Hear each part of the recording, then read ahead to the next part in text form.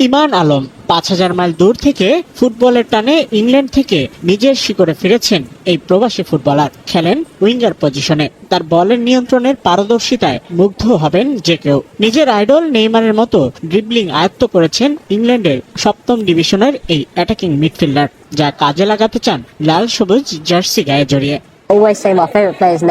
Neymar আমার প্রিয় footballer.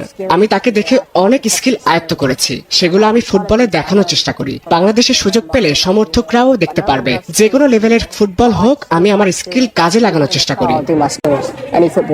পেশাদার ফুটবলের পাশাপাশি ইমানের অভিজ্ঞতা রয়েছে ফুটসালেও। খেলেছেন ইংল্যান্ডের ফুটসালের প্রথম বিভাগ লিগে। তবে দেশের ফুটবলে মনোযোগী তিনি। ফুটসালের অভিজ্ঞতা ফুটবলে নিয়ে এসে বাজিমাত করতে চান এই ইংল্যান্ড প্রবাসী। সুযোগ পেলে খেলতে চান বাংলাদেশের জাতীয় ফুটসাল দলেও।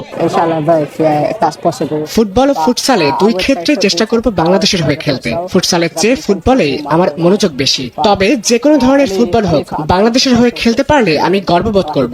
ইংল্যান্ডের প্রফেশনাল ফুটসালে খেলেছি, সেই অভিজ্ঞতা ফুটবলে নিয়ে আসতে চাই। বাংলাদেশের ফুটবল উন্মাদনার রূপকার হামজা চৌধুরী। ইংল্যান্ডে থাকার সুবাদে জাতীয় দলের তারকার সঙ্গে কথা বলার সৌভাগ্য হয়েছে ইমানের। ইংল্যান্ডের এক টুর্নামেন্টে হামজার সঙ্গে আমার দেখা হয়েছিল। তাকে আমি কিছু প্রশ্ন করেছিলাম। তাকে আমি বলেছিলাম একদিন তার সঙ্গে আমি খেলতে চাই। বয়সভিত্তিক দল কিংবা জাতীয় দল, বাংলাদেশের হয়ে খেলতে হাল ছাড়তে চান না ইমান আলম। ইমান আলম ৫,০০০ মাইল দূর থেকে ফুটবলের টানে ইংল্যান্ড থেকে নিজের শিকড়ে ফিরেছেন এই প্রবাসী ফুটবলার। খেলেন উইঙ্গার পজিশনে। তার বলের নিয়ন্ত্রণের পারদর্শিতায় মুগ্ধ হবেন যে কেউ। নিজের আইডল নেইমারের মতো ড্রিবলিং আয়ত্ত করেছেন ইংল্যান্ডের ৭ম ডিভিশনের এই অ্যাটাকিং মিডফিল্ডার, যা কাজে লাগাতে চান লাল সবুজ জার্সি গায়ে জড়িয়ে। নেইমার আমার প্রিয় ফুটবলার।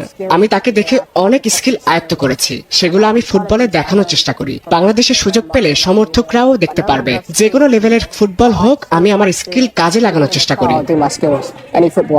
পেশাদার ফুটবলের পাশাপাশি ইমানের অভিজ্ঞতা রয়েছে ফুটসালেও। খেলেছেন ইংল্যান্ডের ফুটসালের প্রথম বিভাগ লিগে।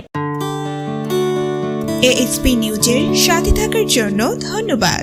সাবস্ক্রাইব করে সাথে থাকুন।